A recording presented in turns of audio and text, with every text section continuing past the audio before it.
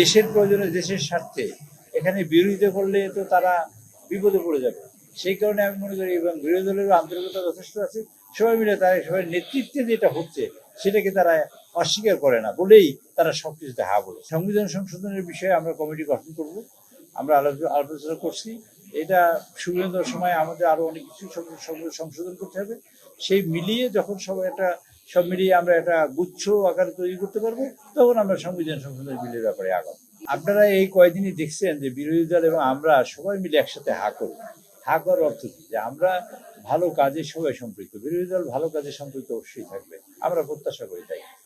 এবং বিরোধী দলও থাকবে, সেটা প্রত্যাশা করার চেয়েও বড় কথা হলো ভেরি সেন্সিবল পিপল আছে বিরোধী দলে, এবং তারা বুঝে শুনে কথা বলে আমার কথা আমার ভালো লেগেছে। আমি মনে করি বিরোধী সবাই মিলে আমরা সংবিধান সংশোধন করতে পারি। আর একটা কথা আপনাদের বলে রাখতে চাই, আমি যত কথা বলি না কেন, যেমন ধরুন একটা বোতলের মধ্যে পানি থাকে না, ইংরেজিতে বলে ওয়াটার, বাংলায় আমি বলি পানি।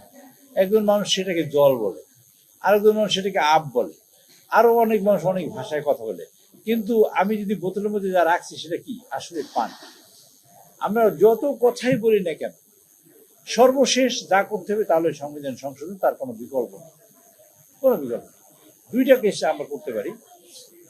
একেবারে সংবিধান টোটালি স্ক্র্যাপ করে দিতে পারি, আমরা সংবিধানই চাই না, ফেলে দিতে পারি। আর একটা হলো আমরা সংবিধান সংশোধন করতে পারি। এই দুইটার বাইরে কোনো পরিস্থিতি নেই। যেখানে আমরা সংবিধান অ্যাপ্রোপ্রিয়েট করতে পারি, সংবিধান স্ক্র্যাপ করতে পারবো না, সেখানে আমাদের সংবিধানের সংশোধনের কোনো বিকল্প নেই। সেই কারণে আমি মনে করি আমরা সবাই সম্মিলিতভাবে ইনশাআল্লাহ সংবিধান সংশোধন করতে পারি। সংস্কার করার পরে কি করবো? সংস্কার করার পরে কি করবো? আমি সংস্কার করলাম, আমি এইটার লালটা চেঞ্জ করে কালো করাইলাম, এটা সংস্কার। আমি এইটার পাটা ছোট করে আমি খাটো করলাম, তারপরে কি হবে? তারপরে তো সংবিধান সংশোধনই করতে হবে, যা কিছু করি। আর সংস্কার বলতে বোঝায় কি? ওরা যে মিসআন্ডারস্টুড করেছে যে জিনিসটা, সেটা হলো তারা যে আদেশটা দিয়েছে অন্তর্বর্তীকালীন সরকার, আদেশটা আইন হয় না, সংবিধানের কোনো অংশ হয় না, আর এনাক্ট হয় না, ল হয় না, এবং আমাদের অর্ডিন্যান্স হয় না, কিছুই হয় না। তো আমরা করবো কি সেটাকে? সেটাকে রাখবো কোথায়? তারা মাথায় তো রাখা যায় না। সেই জন্য আমরা বলেছি যে প্রক্রিয়াটা কি হবে সংবিধান সংশোধন। আমরা জুলাই সনদকে অক্ষরে অক্ষরে বাস্তবায়ন করবো, একটা লাইনে কোনো জায়গায় বাদ দেবো না। কিন্তু এই যে প্রক্রিয়াটা আমরা করবো, আমরা ধরেন কথার কথা বলি আপনাকে, যে ধরেন 58টা বা 60টা সংশোধনী আছে, সংবিধান তো 152টা অধ্যায় আছে, তারপর তফসিল আছে আমাদের 7-8টা। এখন আমরা কি 152টাকে ফেলে দিতে পারবো? 58টাই আমরা সংবিধান সংশোধন করলাম, বাকিটা করবো সংশোধনী করবো।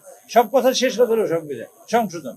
কাজেই সংস্কার বলি আর যাই বলি না কেন, ওই যে পানি, ওয়াটার, আপ, জল সব মিলিয়ে এইসব পানি। তা আমরা শেষ পর্যন্ত সব মিলিয়ে শেষ পর্যন্ত সংবিধান সংশোধনী করবো। এবং আমি বিশ্বাস করি, আশা করি এই কারণ আজকে তারা যে কথা বলে কালকে সেই কথা বলবে না। আজকে যে শিশু সে কালকে বয়োবৃদ্ধ হবে।